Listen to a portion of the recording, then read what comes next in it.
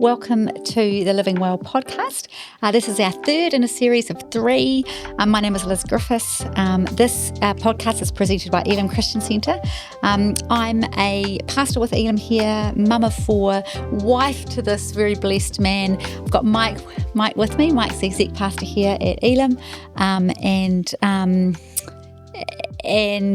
lucky man that he is, married to me for 30 years. Coming up 30 years in 1 week. Just done, yes. So we're going to talk about this thing called marriage. And in the last couple of podcasts, we've talked about a couple of difficult seasons in our marriage. And today we want to reflect a little bit on some of the big lessons that we've learnt along the way. You know, for every single one of us, things happen and life happens, and in marriage, you know, there's the ups and there's the down. There's the times where it's just all sweet, and there's the times where it's difficult. And but there's lessons that we learn along the way. So we want to reflect on some of these things today. And so why don't we just start, Mike, by share a little bit, maybe do a little bit of a summary of our story. Sure. I mean, 30 years as of a couple of weeks ago. Yeah. Which is fantastic. Yeah. Amazing. We made it. Still making it. Yeah. So I think we were blessed because we had really good pre-marriage counselling, and obviously we're huge advocates for that. In fact, I won't marry a couple unless they've done pre-marriage counselling because we believe it's that impacting. That meant that our first year or so was actually a bit of the dream, really, right? Good fun, good sex, good just times together, getting to know each other in that little house, that little shack that we rented as our first the wonky floors home, which was good fun. We did a lot of work. It was actually, our engagement period was actually quite challenging because we were doing the pre-marriage at the same time. We found that time, we were faced with really looking at our differences, really looking at some of the things that we saw differently, and having to kind of align, kind of come together on some of that stuff. Absolutely. You did right. And I think that people often get a bit rattled once they get to the engagement period, because when they're going out, they're just really I was just trying to impress you, right? Yeah. But now once we're actually engaged and we're now committed to marriage, now both of us are now seeing things in the other person and going, hold on, I have to live with that for the rest of my life? We need to talk about this, right? So like when I'm counselling young couples, they're quite shocked often because their general level of argument tends to go up when they're engaged, but that's a really normal thing. And I think that's one of the most helpful things, right, is to normalise these things. Because we never really talk about them, things happen and we don't know if they're normal or not, right? And that's part of what we wanted to achieve from these podcasts, is to help people realise that, you know, you can have a great marriage and you're still going to have some tough times. And you know, I think one of the great things that helped us was, remember with Brett and Adrian, who did a pre-marriage, remember that session when they said, look, when you get to that point, when you're looking at each other across the room and you're thinking, I hate this person. And like we were like shocked. Oh, we were shocked. We're like, that's never going to happen. But they went on to explain it and to say it's not that you actually hate the other person, but man, you get to the point where you go, I really don't like this person right now. And their point was that when you get to that point, it doesn't mean anything. It doesn't mean you've fallen out of love. It doesn't mean your marriage is over. What it does mean is that it's time to dig in and do some work. You know, you're reaping where you've been sowing, and you probably haven't been sowing to the good things, to the right things. And so when you get to that point, time to turn things around. Like that's, and I remember when we hit that moment, I don't know, maybe at the end of year 2 or at some point, I remember very clearly we were having a discussion about something, and we were arguing. We don't call them fights. No, we don't, do we, honey? It's a discussion. Okay, so we're having a Barney. And I remember just looking across at you going, I don't like this woman at all. And it was so powerful because as soon as I thought that, I went straight back to that moment in our pre-marriage. And it was like, this is exactly what they told us about. It really helped because it normalized the moment. It didn't lead us into any crazy thinking about, oh, well, this is obviously not the right thing we need to. No. We just need to do some sowing. We need to do some work here. And I guess that's a message we would give, right, to any couple. when it sucks and when it's hard and when you don't like the person anymore, it doesn't mean anything. It just means you've got to do some work now. Got some work to do. Yeah, that's all that it means. And so I think good for us to be reminded, right, on this podcast. We want to remind people of a real positive vision for marriage. Marriage is awesome. Yeah. We said it in the last two. This is the best season of our lives. Yeah. Right? We're so loving each other and loving being able to do this together. It's absolutely amazing. We want to normalise some of the difficulties and challenges that people have, and they think, oh my gosh, it's just us, or it's just me, and what am I going to do with this? We do want to also provide some tools to help people in their marriages, because, man, we all need them, right? We absolutely need them. And we want to talk about the power of the next step. Sometimes you just need to know what the next step is. So we've been through our tough seasons. Podcast 1, we talked about a tough season when our kids were small. Podcast 2 talked about a tough season when we were much later on teenagers under immense work pressure. And I think it's a season everyone goes through at some point. And now we want to go a little deeper into some of our learnings. That be fair? Yeah, good. Awesome. So one of the things that we've talked about a lot, particularly in the last few years, has been this concept that we've come across actually in our counselling training, which is kind of called family of origin, which really just means the family you came from.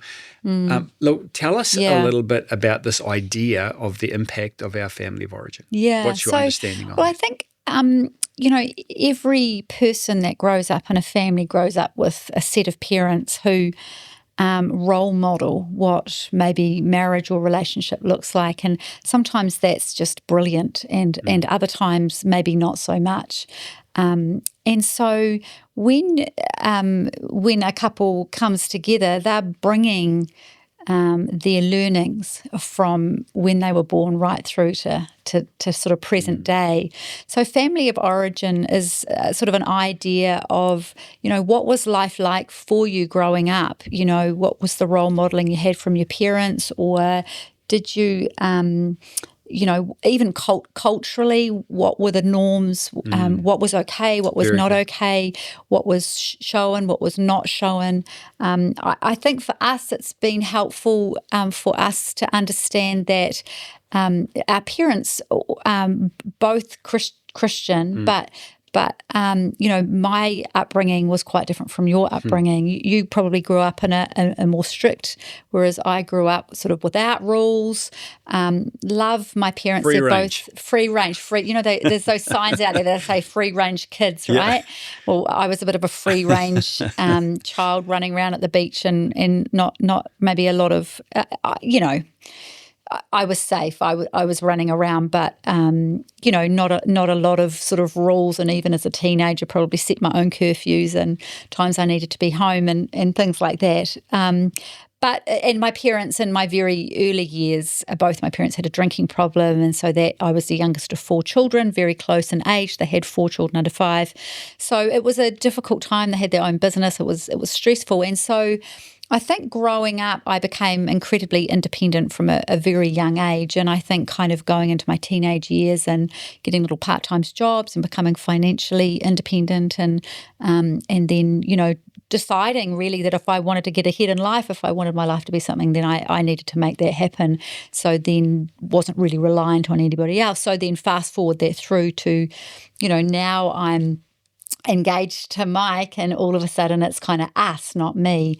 And so that took me quite some time to be able to not have to be in control. That's a huge shift, though. It was a big shift for me. I think probably we were married a few years before I really probably got comfortable with that idea. You like 10? 10 years, you reckon? Yeah. I think so. It took us a while. Okay. And it wasn't just you either, right? Yeah. But talking about your childhood, one of the things we talk about and family of origin stuff is the impact of the first 7 years. Yeah. Right? Yeah. And this thing called attachment. Mm. Tell us a bit about attachment, Liz, and then relate it to you and to me. Yeah, for sure. So we talk about relational bonding. We talk about the security, the safety that is provided by those primary caregivers. So for whether that's mum or dad or both, or whether that's a grandparent or whether that's whoever that is, but it's that person that's sort of looking after you. We form an attachment. And there's different types of attachment we can form depending on what the circumstances are, and it's in those very first few years. So a secure attachment is where you feel very safe, and so from that place a child will feel safe, feel secure, be able to sort of learn and grow and move away, and they do that with a sense of confidence. So a secure attachment is kind of what we all sort of hope for.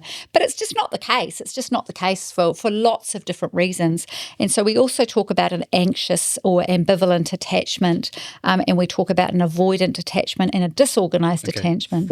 For generally accepted kinds of attachment styles? Yes. Okay. So a guy called John Bowlby came up with this idea of attachment theory.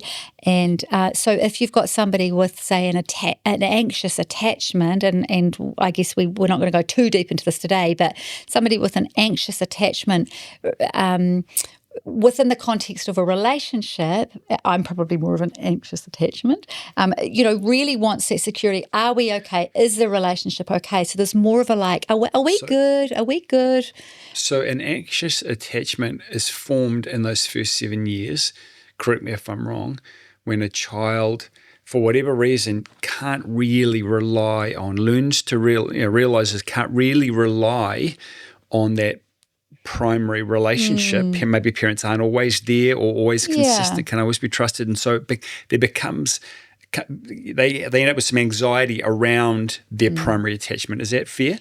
Yes, yes, and so then are a little bit more that way inclined. So fast it's a forward style then. of it. It's like it's like an attachment style. So then fast forward that into a relationship. How does a person with a bit of an anxious attachment, what characterizes that when they're in a relationship with someone? Yeah, I think that maybe in the context of you and I, what that would look like if we were upset, I would be wanting, we've got to get this sorted out. We need to resolve this right here and now. We don't want to just sit with this problem. There's are we okay? Is everything all right? There's sort of a little bit of kind of around whether everything's okay. Okay. You also mentioned an avoidant attachment. Yes. So that's totally me. Yes. Right. And that also can come out of an early attachment situation where maybe a child learns that in those initial attachments that it's maybe not necessarily a safe place for them. And so they learn to withdraw. Yes. Right? Yeah. So what does that look like? Talk about me, baby. So then let's just say in the context of us and something's happened and we're upset or we're hurt or something like that, your tendency would be more to isolate or withdraw or pull away or distance yourself. Either emotionally or physically. Yeah. Right. Yeah. Emotionally, predominantly. So this creates a bit of fun in a relationship, right? Yeah, totally, and we've absolutely experienced it. Like we talk about, I used to say about UA that it was like Mike would go to his dungeon. Was it dungeon or castle? Yeah, and he'd go inside the walls, and I would be standing on the outside throwing rocks and trying to get his attention because I wanted him to come back out and. I remember you would literally say to me, "Have you gone inside your castle?" Yeah, and. Of course, I'm inside my castle. You're absolutely right, but of course I'm denying it. Yeah, or at least not wanting to admit it. But that's exactly what it was. Yeah. And so if you couldn't get me to come out, we talked about how you'd start throwing rocks at me, provoking, just trying to get the conversation happening. But that's the anxious attachment manifesting, right? Absolutely. That's like until we're right. I'm anxious about this. I remember I did some work with a couple once, not in this church, in fact, not in this country, and they were in a very difficult place as a couple and talking about ending it and divorce and that whole thing.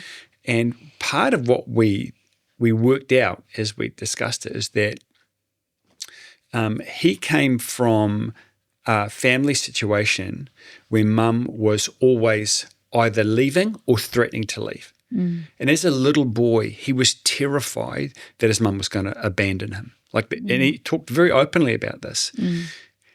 So the problem was, now he's in marriage, anytime they had a breakdown, he was terrified that she was going to abandon him, terrified she was going to leave him.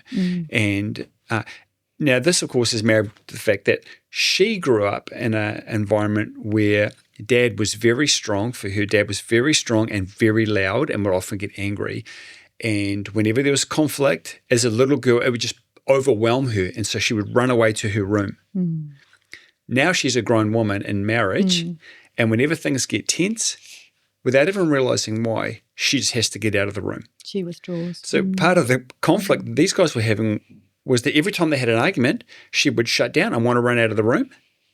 And he would literally bar her from leaving the room, which she found intimidating and disrespectful, but he was desperate that they had to sort it out. Neither of them had any idea why they were behaving this way until we were able to talk about these early attachments. She had an avoidant attachment. He had an anxious attachment. That was what it was. And so part of the way forward, I mean, we talk about how knowledge is power and helping them to see this. And they both were having these light bulb moments about, oh, that makes so much sense now. And helping her to realize, like coaching her, that when they had a disagreement and she needed some space, she had to reassure him that she wasn't leaving him, which seemed ridiculous. Of course, I'm not leaving you. But from him, his 6-year-old inner world was going, she's abandoning me. And so coaching her to be able to say to him, babe, I'm not leaving. I'm not going anywhere. I just need a little bit of space. I need to go get some for an hour. We're going to come back and talk about this. Is that okay? So which calmed his fears. And then for him, coaching him to realize that actually when she was leaving, he had to be a big enough person and a safe enough place to say, babe, I trust you. I'm not going to hold you in the room. Of course not. Go and get some space. Go for it. Do what you need. But can you come back and can we talk about this later? That took so much heat and emotional stress and distress out of their relationship simply by understanding that their behaviours actually were coming from when they were just little kids with their family of origin. And so the key with this is attachment styles. We all have an attachment style. You can actually go online and put in attachment styles and you can do a little quiz and you can actually figure out. So that's actually quite cool as well. But the thing about it is it's about, like you say, it's knowledge, it's understanding, and then it's just kind of going, okay, how can I be kind of sensitive to this? How can I kind of help my spouse with this? How can I, be aware of this? We didn't talk about disorganised. Disorganised is where, you kind of jump between the two. And that's where there's been more sort of serious things happening at home in those first years and there's a disorganised attachment. That can include abuse, sexual abuse, things like those that. sorts of things. Violence, things like that. Which is profoundly difficult, right, for a child to organise their way through.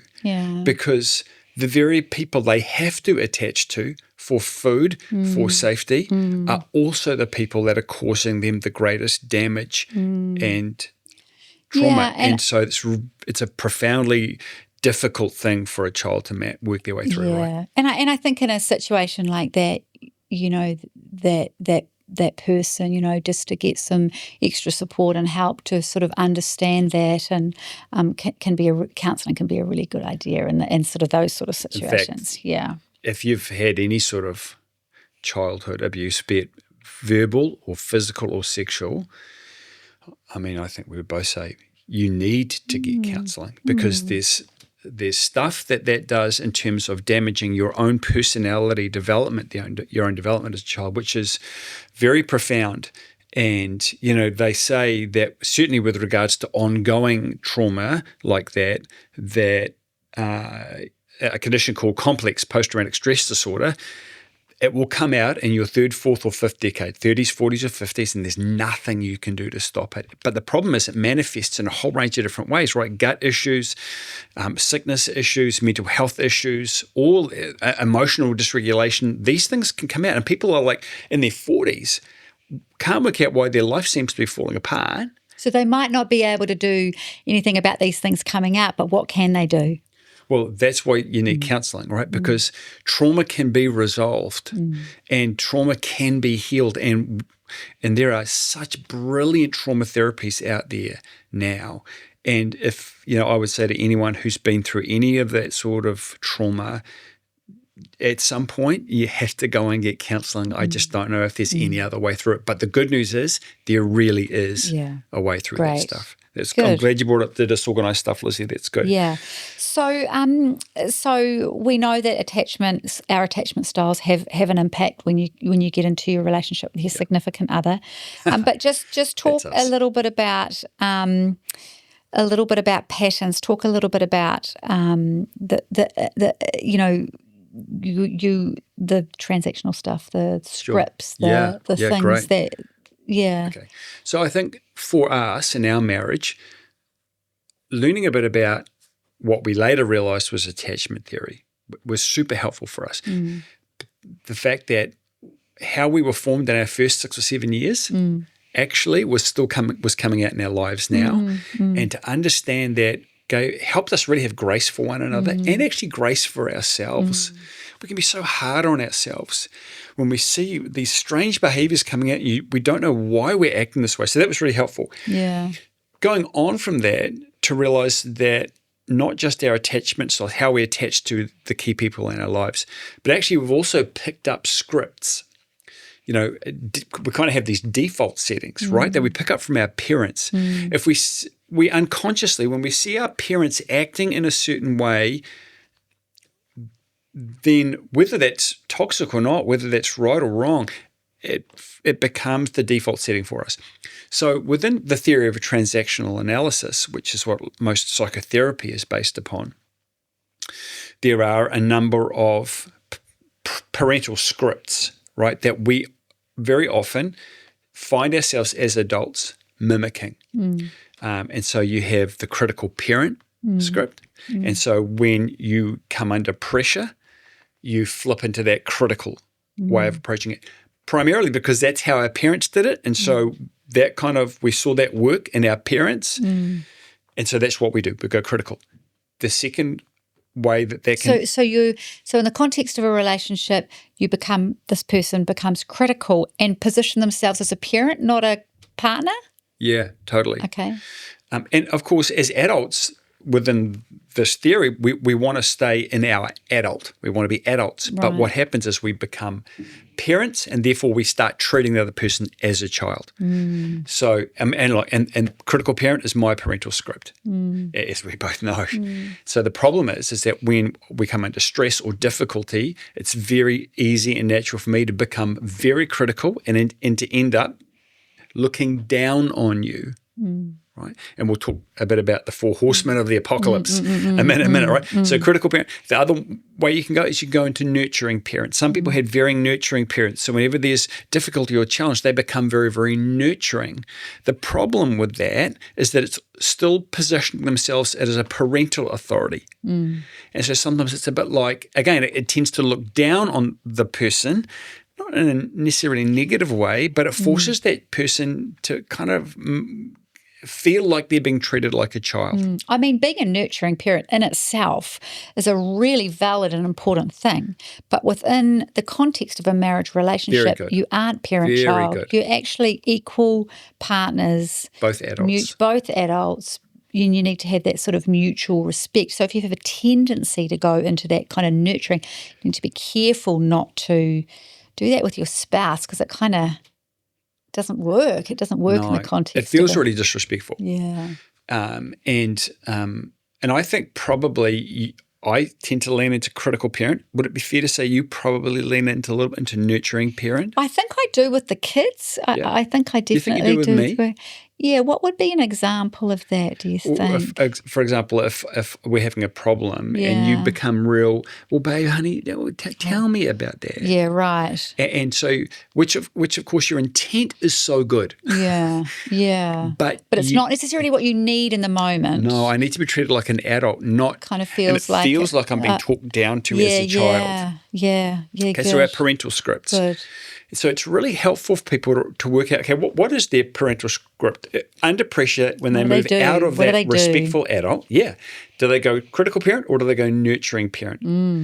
And to note that Yeah. and to realize that whenever we go into a parental ego, they call it, it kind of creates an environment where the other person is almost forced, and forced is not quite the right word, I'm not quite sure what, but they tend to go into what they call a complementary state, which is a child state. So we have parental scripts. We also have childhood survival strategies. And so our parental script is what we kind of mimic from our parents. Our childhood survival strategy comes out of decisions we make in our childhood when we're very young. And those decisions essentially come down to when something's out of order, when something's wrong, when something's not going right, let's say it's between us and our parents. A child has to make an extremely difficult decision in order to keep their world cohesive.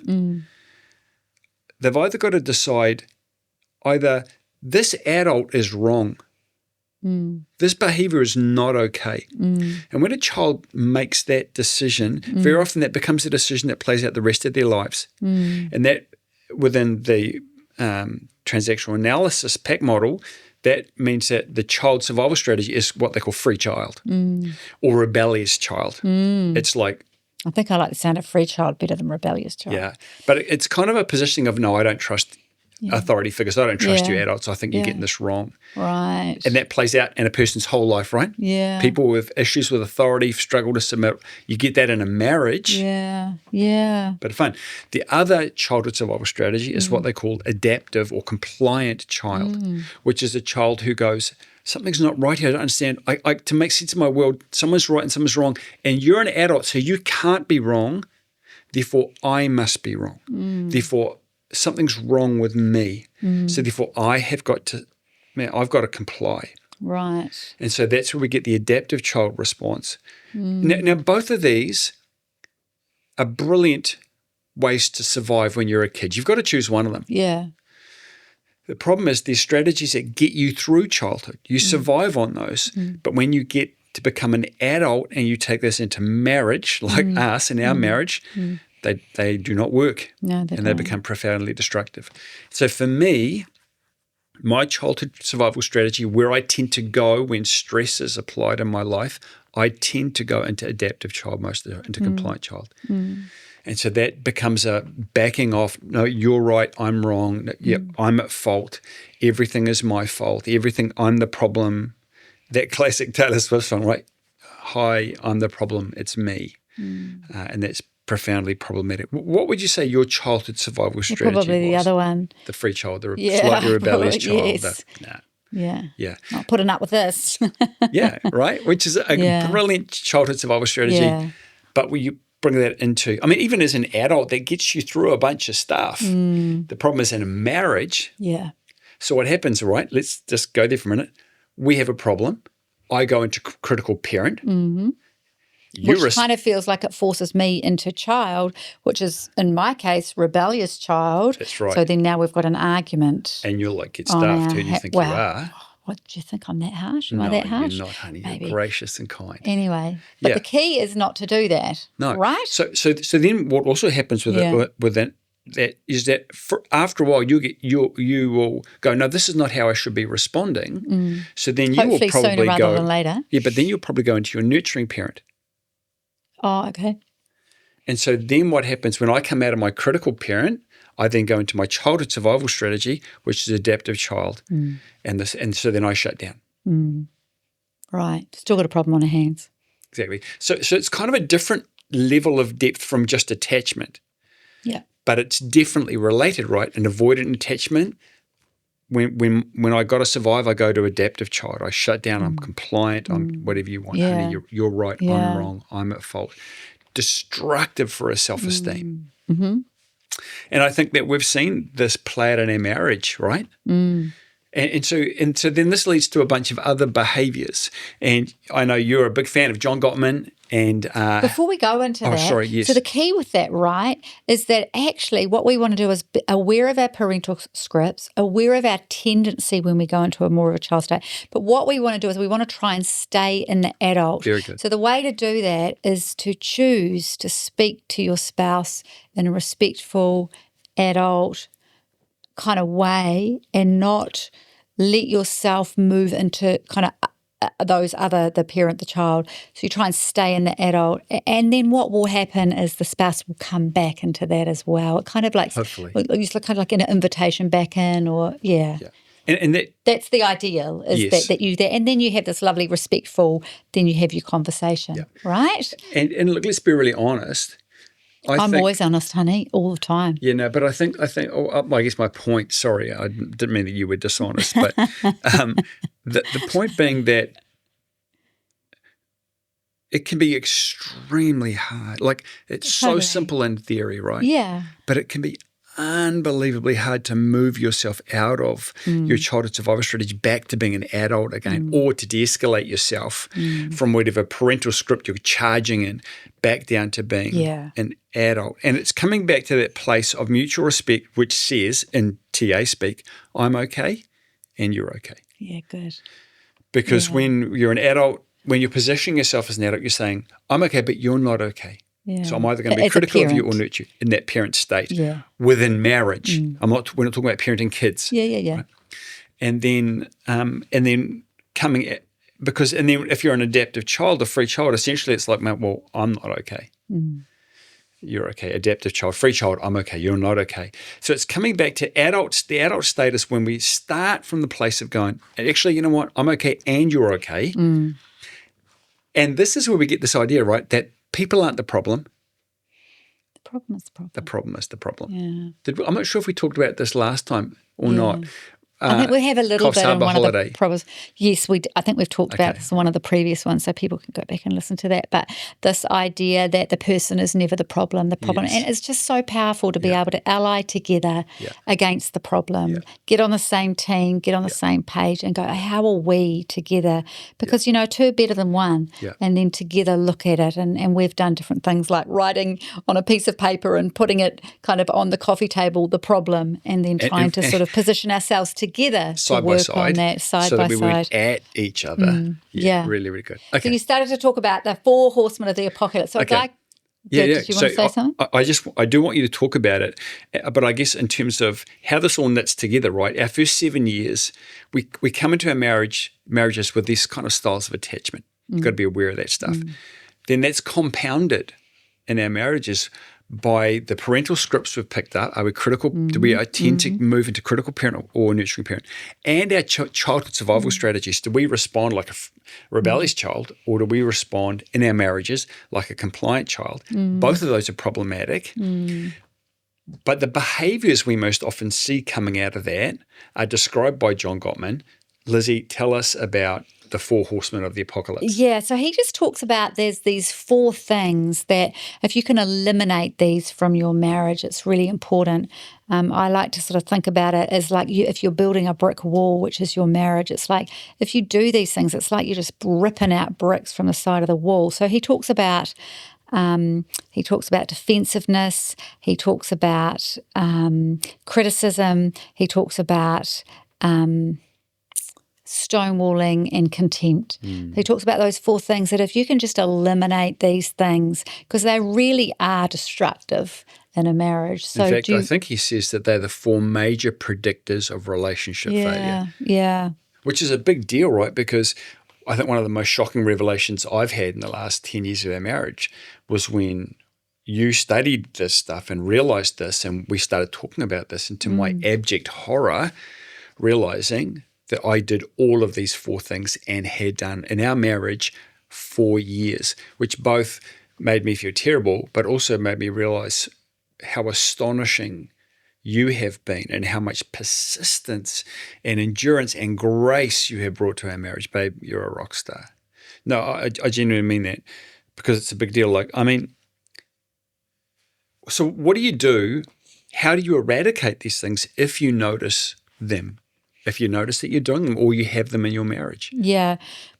He talks about kind of having antidotes, we talk about moving in the opposite, doing the different. So I guess if you're talking about any one of these four things, it's doing.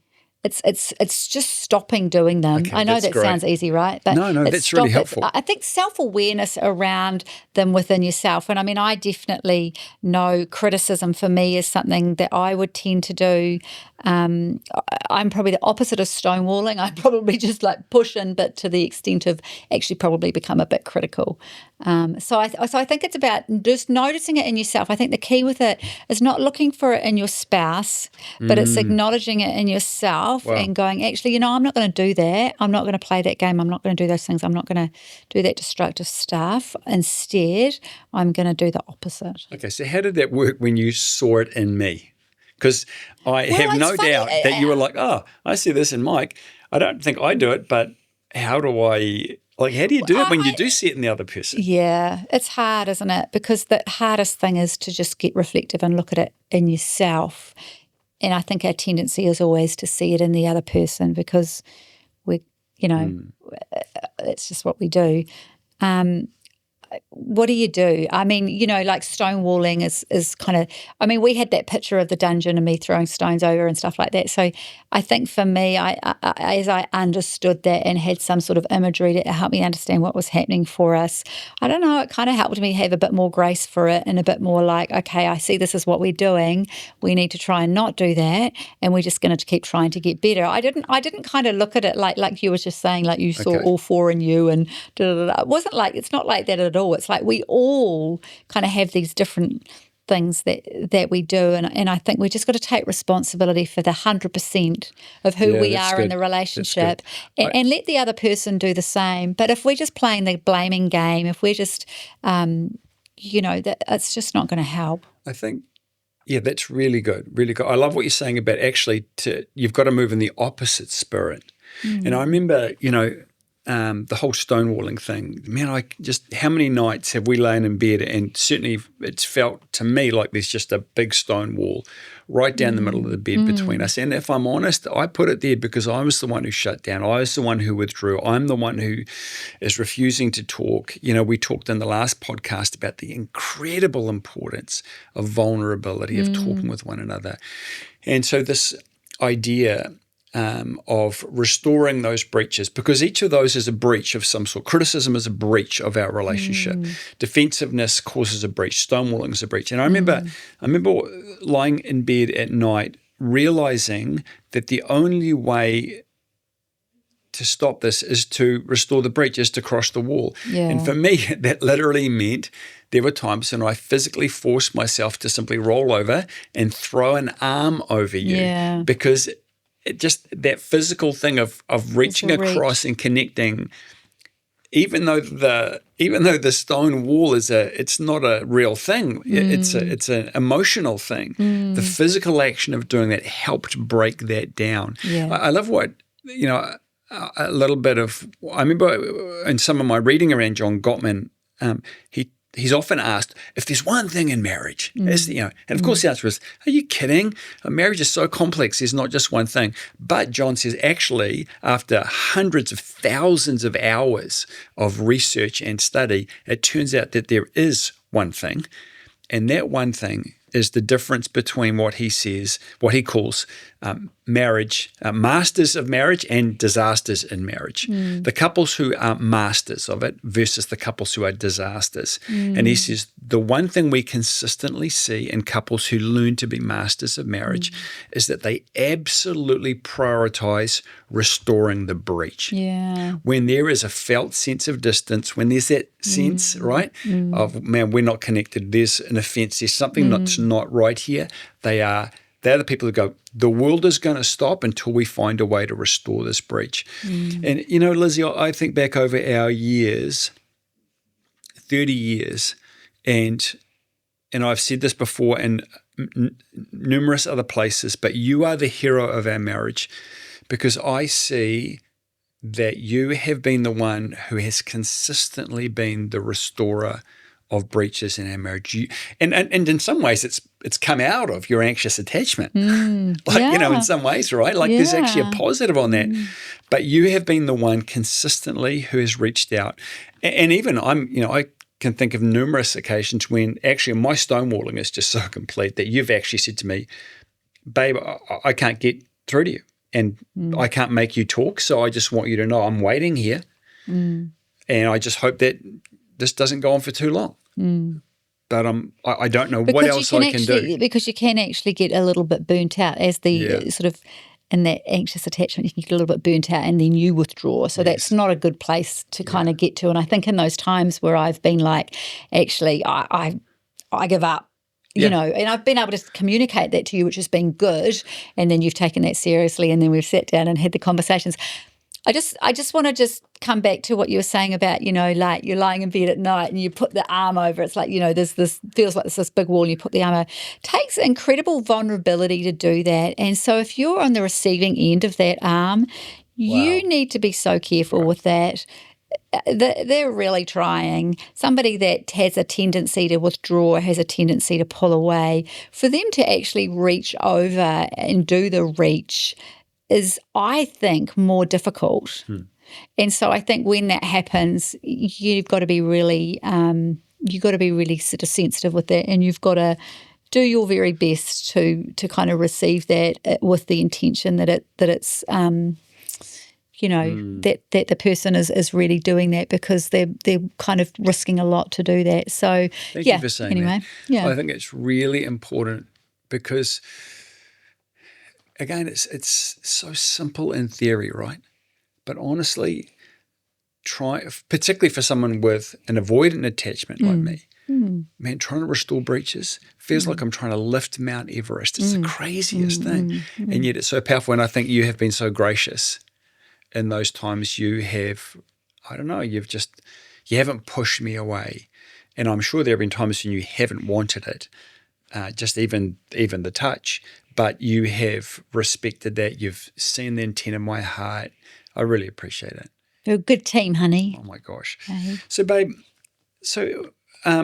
let's talk for a minute about these 4 horsemen again, these 4 practices: criticism, defensiveness, contempt, stonewalling. How do you think they have impacted our marriage over the years? Tell us a bit about it from your perspective, because I do think that I've been the major proponent of those, and I think that feel terrible about that, but it's just a reality. That we both, I think I have a tendency to criticism. I think you have a tendency to stonewall. So I think, you know, just what we were talking about with the you going to your castle. I think me.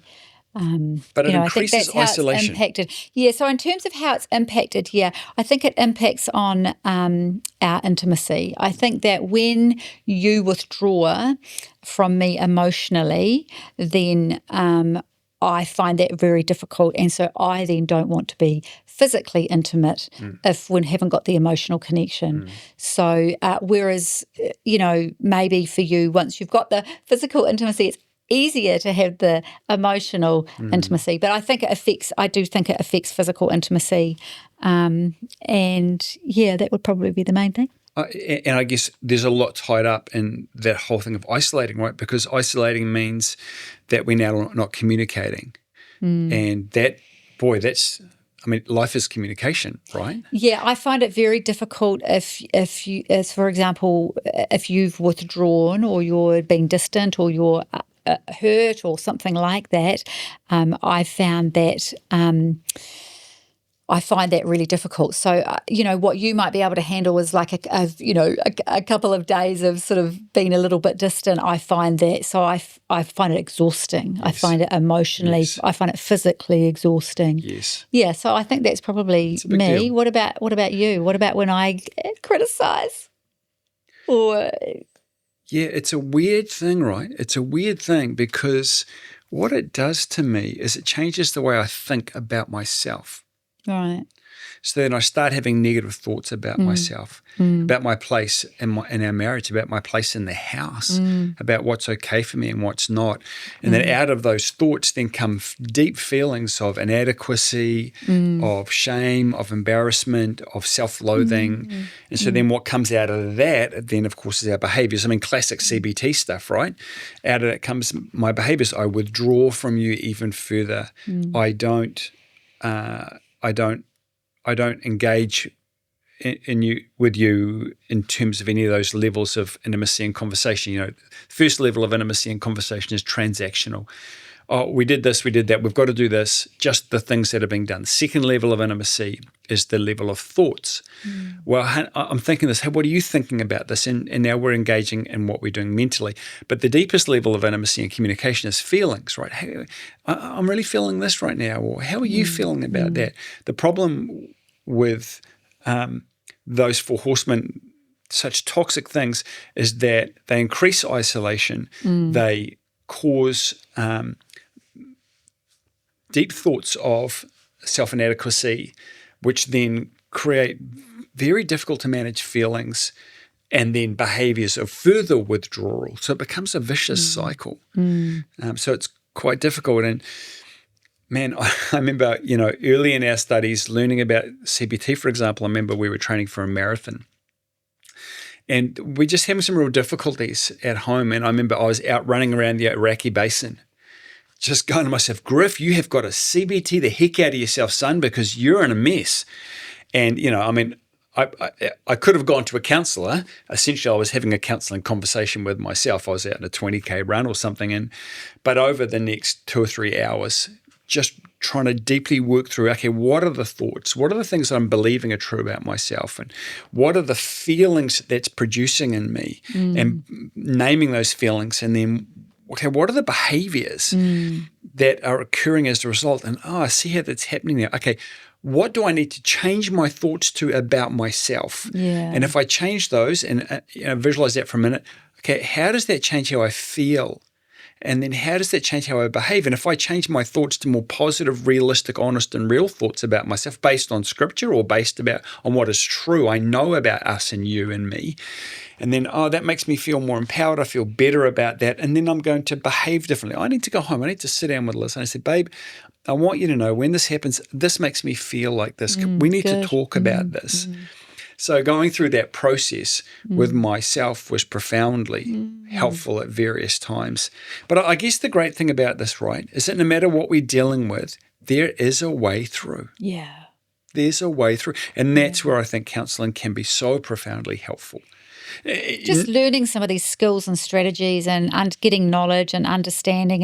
And there is a lot of good online content and some of these ones like John Gottman and John Bowlby and some of these guys understanding some of what they're doing. It's actually worthwhile understanding some of that stuff and figuring out what's playing out in your relationship. And Lizzie, one of the things, of course, that's huge in this is God, because man, we love God, and we would both say He's absolutely integral to our personal lives, but also to our marriage. Where's God in all this? How does God play into this? Where's God for you in marriage difficulties produced by some of this stuff?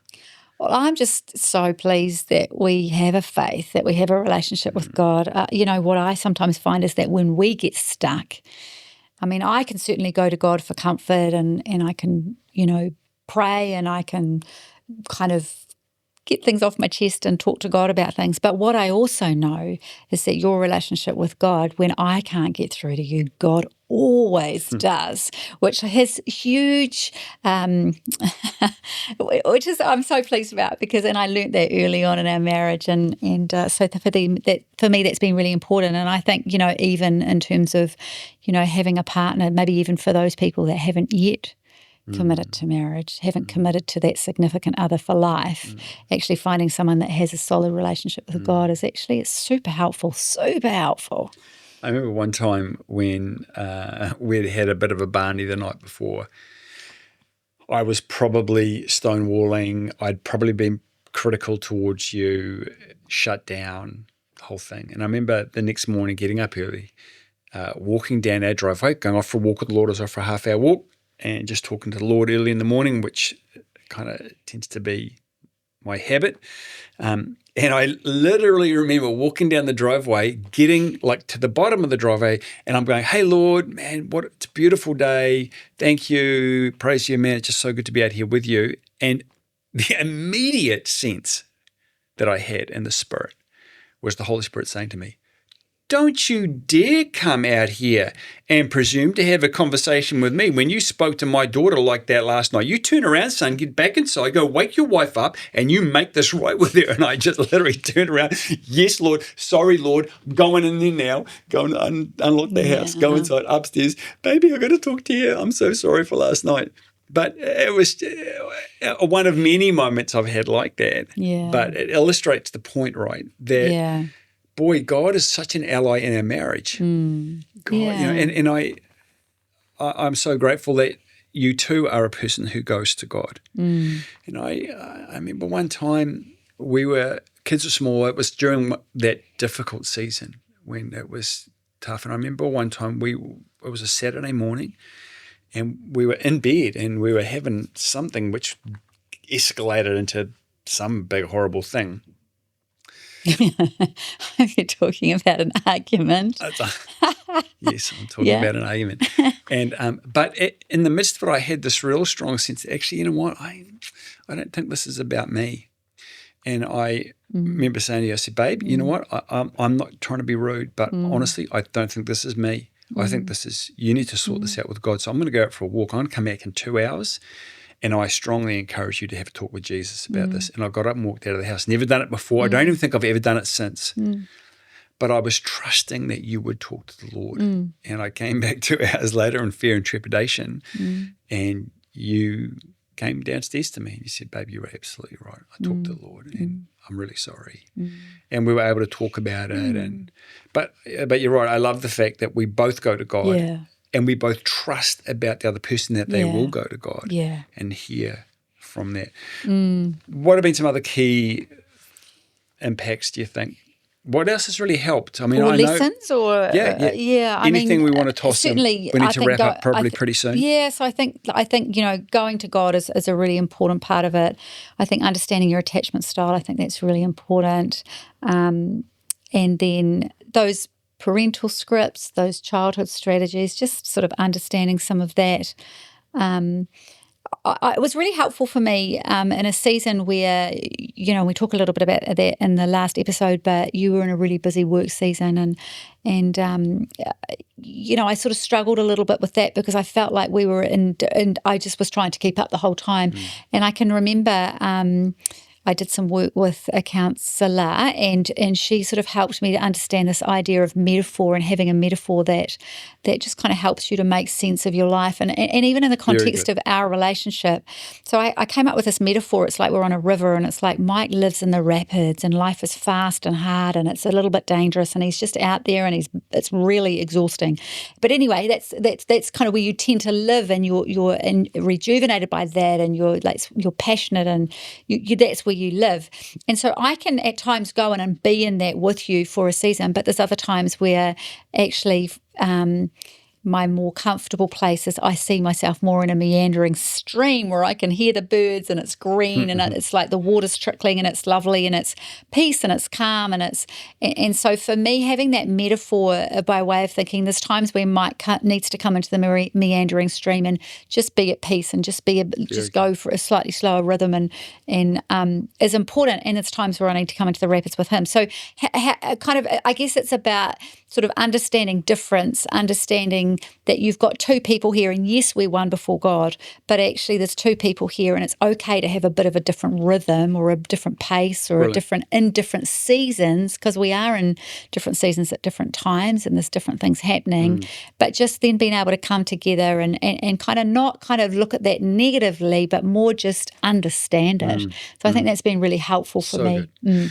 I think it's brilliant. I love the life metaphor concept and it's certainly been a big deal for me personally as well. But I won't go into that now because what I do want to get you to talk a bit about as we come near the end of this is conflict resolution. We've talked a lot about conflict. One thing we haven't yet really gone into in any depth is how we resolve conflict, because this is one of the biggest issues in marriages.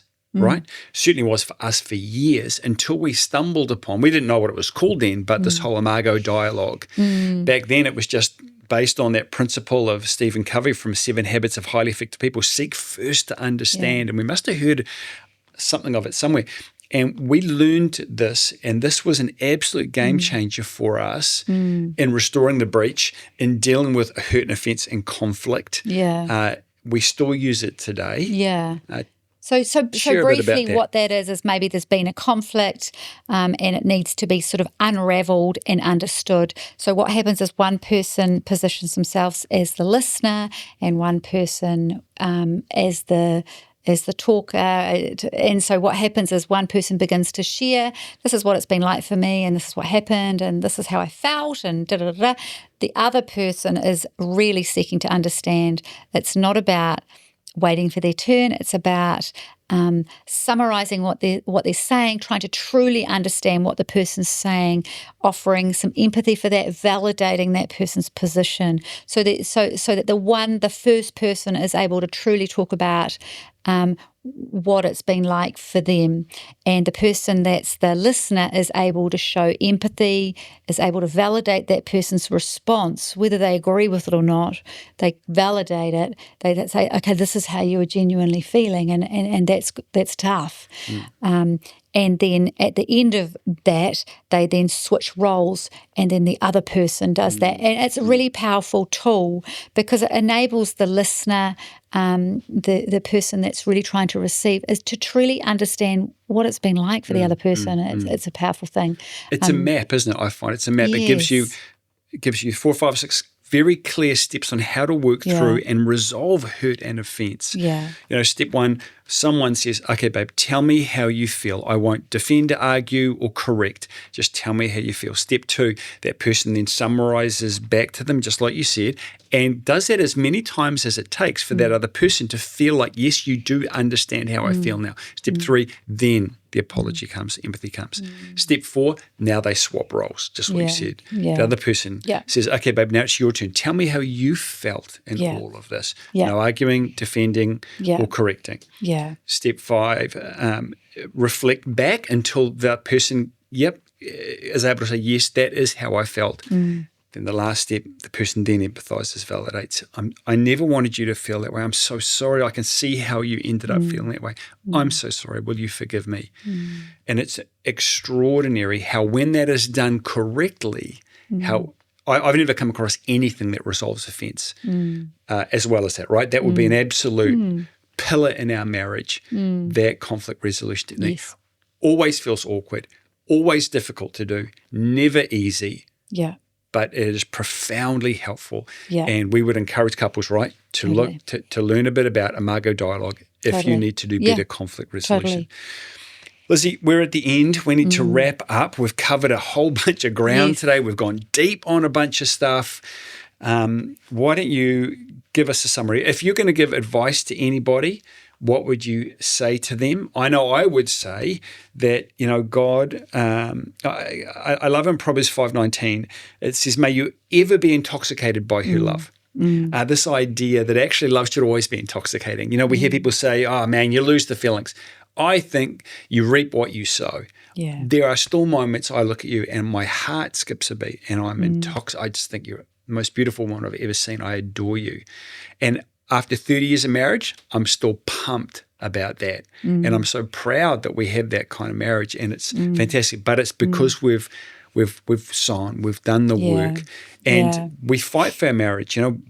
I fight for it by doing the work in me to see the good in you, to deal with offence, to restore the breaches, to seek God, to not look in other places, to ignore the frustrating things, to work through things. That's how you fight for your marriage. The fight's all inside you.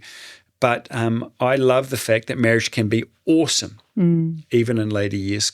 Lizzie, what would your encouragements be to people? What would your advice be? Yeah, I would say don't give up. I would say go to God. I would say there's always a way through. 30 years of marriage. I don't think what we have today is because it's been easy. I think it's because we've decided at lots of points along the way to dig in and have the difficult conversations and figure out a way through. Sometimes it's been compromise. Sometimes it's been I don't fully understand, but I'm just going to trust. It's about believing in the other person. It's about believing in yourself. It's about getting knowledge. It's about going, and sometimes it's about reading books, and sometimes it's about going on marriage retreats, and sometimes it's about, and we've done those things, and sometimes it's about getting some marriage counselling, and that's okay too. But I think it's about finding a way through, and when you can't, and when you feel stuck, it's putting your hand up and saying, hey, let's get some help. We've needed it. Other people we know have needed it. As everybody does. Yeah. So in closing, there will be difficult seasons that we have, but there is a way through. We all struggle at times, but there is a way through. We want to say that marriage is a journey, that is a worthwhile journey, and whoever finds a marriage finds a good thing. Whoever finds a wife finds a good thing. That goes for the husbands as well. So if you're struggling in your marriage, can I encourage you to have the difficult conversation with your spouse and seek to find a way through together. The person is not the problem is the problem. And why don't you ally yourselves together against it, the great team that you are, and find a way through.